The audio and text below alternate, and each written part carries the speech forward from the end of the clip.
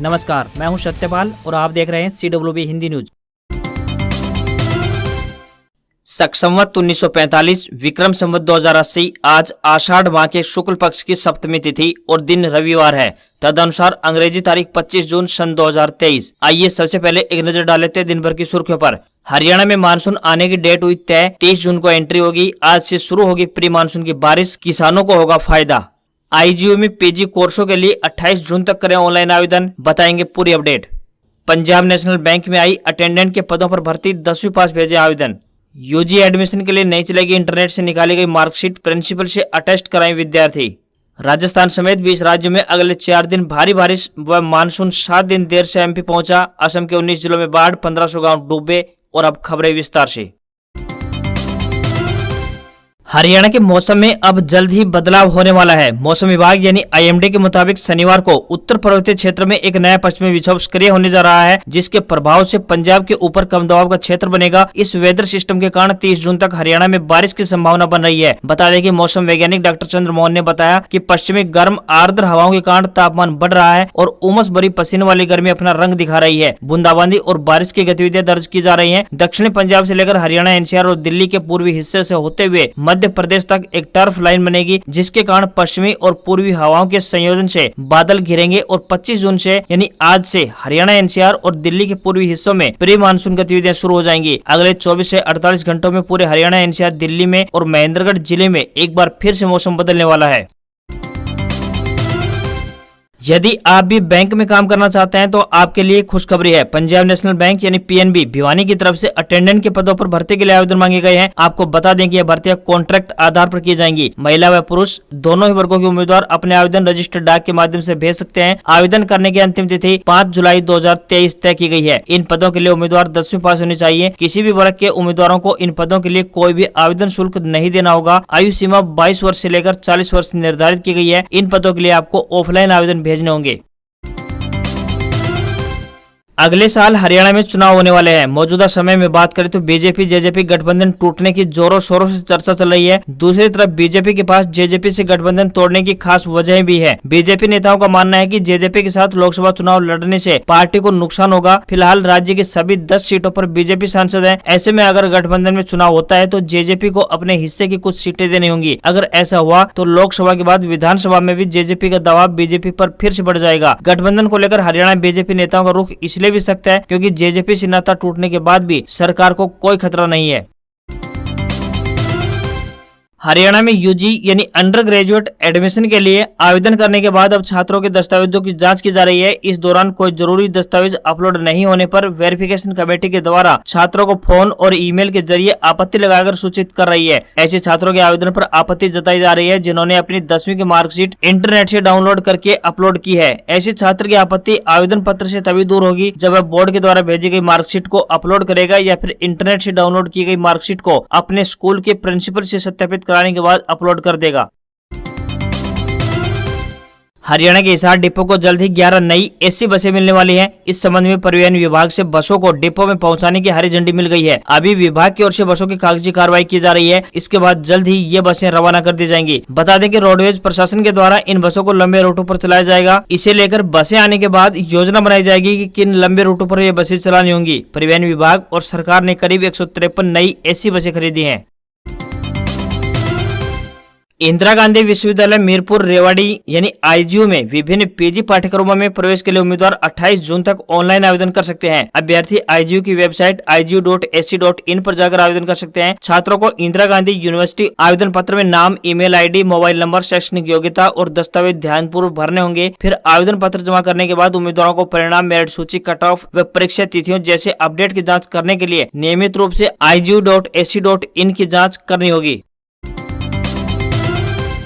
पिछले सप्ताह फतेहाबाद विधानसभा के कई गांवों में डिप्टी CM दुष्यंत चौटाला द्वारा सभाएं करने के बाद भाजपा विधायक तोडाराम ने भट्टू इलाके में सक्रियता बढ़ा दी है। इसी कड़ी में तोडाराम ने शनिवार को गांव रामसरा में अन्य पार्टियों के कई लोगों को भाजपा में शामिल करवाया। उधर अभय सिंह चौटाला के नेतृत्व में चल रही इनेलो की परिवर्तन यात्रा रविवार शाम को जिले में प्रवेश करेगी तथा सोमवार को अरोड़वंश धर्मशाला में आयोजित सभा में विधायक अभय सिंह चौटाला इनेलो कार्यकर्ताओं को संबोधित करेंगे। यहाँ बता दें कि फतेहाबाद विधानसभा में चौटाला परिवार मजबूत रहा है, चाहे वह जजपा के रूप में हो या फिर इनेलो के तौर पर। वह हर चुनाव में यहाँ चौटाला परिवार का अच्छा प्रभाव रहा है। भारतीय किसान यूनियन यानी चडोनी की जिला इकाई की ओर से 25 जून को रेवाड़ी जिले के गांव किशनगढ़ बालावास में किसान महापंचायत का आयोजन किया जाएगा। जिला अध्यक्ष समय सिंह ने बताया कि जिले में किसानों के विभिन्न लंबित मुद्दों को लेकर इस पंचायत का आयोजन किया गया है। महापंचायत में यूनियन के राष्ट्रीय अध्यक्ष गुरनाम सिंह चडोनी मुख्य अतिथि के तौर पर भाग लेंगे। रोहतक के डीसी अजय कुमार ने किसानों का आह्वान किया है कि वे पशुधन किसान क्रेडिट कार्ड योजना का लाभ उठाएं। पशुधन किसान क्रेडिट कार्ड योजना के तहत किसानों को गाय, भैंस, भेड़, बकरी, सुअर, मुर्गी के रख रखाव के लिए 3 लाख रुपए तक का ऋण देने का प्रावधान है, ताकि पशुपालकों की आर्थिक स्थिति में सुधार हो सके। छोटे किसानों को पशुपालन व अन्य स्रोतों से होने वाली आय को बढ़ाने के उद्देश्य से यह योजना क्रियान्वित की जा रही है। कोई भी पशुपालक 1,60,000 रुपए तक की राशि की लिमिट तक पशुधन किसान क्रेडिट कार्ड बिना कोई जमीन गिरवी रखे व बिना किसी गारंटी के कोलेट्रल सुरक्षा बनवा सकता है। पशुपालक अपने नजदीकी राजकीय पशु चिकित्सालय या फिर बैंक में जाकर पशुधन किसान क्रेडिट कार्ड के लिए आवेदन कर सकते हैं। तकनीकी शिक्षा के लिए पॉलिटेक्निक संस्थानों में प्रवेश को लेकर रजिस्ट्रेशन की प्रक्रिया जारी है। रेवाड़ी जिले में लिसाना और धामलावा संस्थान में 10वीं के आधार पर 17 जुलाई तक ऑनलाइन आवेदन प्रक्रिया चलेगी। इसी तरह 12वीं लेटरल एंट्री के आधार पर 24 जुलाई तक ऑनलाइन अप्लाई किए जाएंगे। दोनों ही संस्थानों में 720 सीटों पर दाखिले किए जाएंगे। विद्यार्थी वेबसाइट www.techadmissionhry.gov.in पर आवेदन कर सकते हैं। 10वीं की मेरिट की लिस्ट 24 जुलाई को डिस्प्ले होगी, तो वहीं 12वीं यानी PCM के आधार पर यानी diploma engineering lateral entry polytechnic में एडमिशन के लिए वेबसाइट पर 27 जुलाई को मेरिट डिस्प्ले होगी।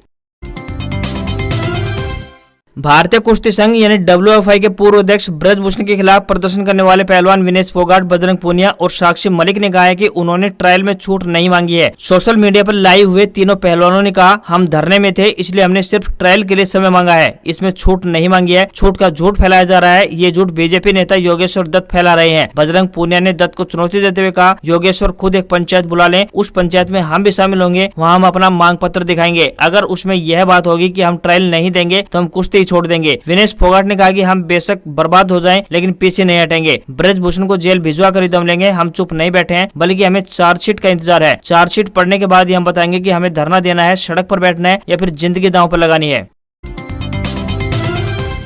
हरियाणा के जिला करनाल के असंध पहुंचे आम आदमी पार्टी के सीनियर वाइस प्रेसिडेंट अनुराग ढांडा ने भाजपा व कांग्रेस पर जमकर हमला बोला। उन्होंने कहा कि ये दोनों ही सरकारें SOL के नाम पर राजनीति करती आई हैं और अब भी राजनीति कर रही हैं। पंजाब में तो अभी आम आदमी पार्टी की सरकार आई है, इससे पहले पंजाब में कांग्रेस की सरकार थी, तब SOL का पानी हरियाणा में क्यों नहीं लाया गया। वहीं उन्होंने कहा कि नरेंद्र मोदी ने सत्ता में आने से पहले वादा किया था कि जो भारत का पानी पाकिस्तान में जाता है, सत्ता में आते ही सबसे पहले उसे बंद करूंगा। लेकिन अब तो सत्ता में आए हुए 9 साल बीत चुके हैं। हरियाणा में भी भाजपा की 9 साल से सरकार है, यहाँ पर क्यों SOL का पानी नहीं लाया गया। देश की जनता अब कांग्रेस व भाजपा की राजनीति को अच्छी तरह से समझ चुकी है।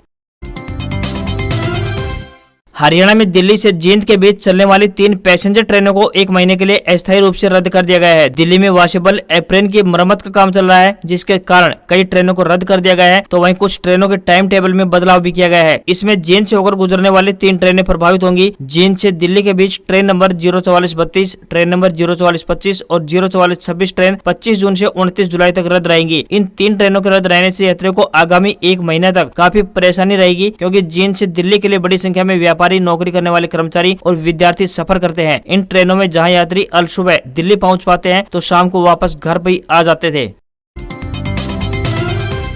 मौसम विभाग के मुताबिक 20 राज्यों में अगले 4 दिनों तक भारी बारिश का अनुमान जताया गया है। इन राज्यों में मध्य प्रदेश, राजस्थान, पंजाब, गुजरात, उत्तर प्रदेश, हरियाणा, छत्तीसगढ़, उड़ीसा, उत्तराखंड, तेलंगाना, नागालैंड, मणिपुर, मिजोरम, हिमाचल प्रदेश, कोंकण और गोवा, विदर्भ, तटीय आंध्र प्रदेश, तटीय कर्नाटक, केरल और तमिलनाडु शामिल है। इस बीच मानसून 7 दिन की देरी से मध्य प्रदेश पहुंच चुका है। मौसम विभाग के मुताबिक महाराष्ट्र में भी मानसून ने दस्तक दे दी है। अगले 5 दिन यहाँ भारी बारिश की संभावना है। शनिवार को मुंबई में जोरदार बारिश हुई है। मौसम विभाग ने मुंबई के लिए ऑरेंज अलर्ट जारी किया है। वहीं असम में बाढ़ के हालात अब भी खराब बने हुए हैं। यहाँ 20 जिलों के 5 लाख लोग बाढ़ से प्रभावित हुए हैं। अब बिपरजॉय का असर खत्म हो चुका है। ऐसे में मानसून के तेजी से सभी राज्यों में पहुंचने की संभावना बन चुकी है। भारतीय पशुपालन निगम लिमिटेड ने सर्वेयर और सर्वेयर इंचार्ज के पदों पर भर्ती निकाली है। वे कैंडिडेट्स जो इन पदों पर आवेदन करना चाहते हैं, तय पैटर्न में आखिरी तारीख के पहले अप्लाई कर दें। इन पदों के लिए रजिस्ट्रेशन 19 जून से शुरू हो चुके हैं, जो कि अप्लाई करने की लास्ट डेट 5 जुलाई 2023 तय की गई है। इस रिक्रूटमेंट ड्राइव के माध्यम से 3444 पदों पर भर्ती होगी। इनमें से 2870 पद सर्वेयर, तो वहीं 574 पद सर्वेयर इंचार्ज के हैं। उम्मीदवारों को अप्लाई करने के लिए भारतीय पशुपालन निगम की ऑफिशियल वेबसाइट भारतीय पशुपालन.com पर जाना होगा। वहीं एजुकेशन क्वालिफिकेशन की बात करें तो इन पदों के लिए 10वीं और 12वीं पास होना जरूरी है। आज खबरों में इतना ही। देखते रहिए हरियाणा का सबसे बेहतरीन news channel CWB Hindi news. नमस्कार।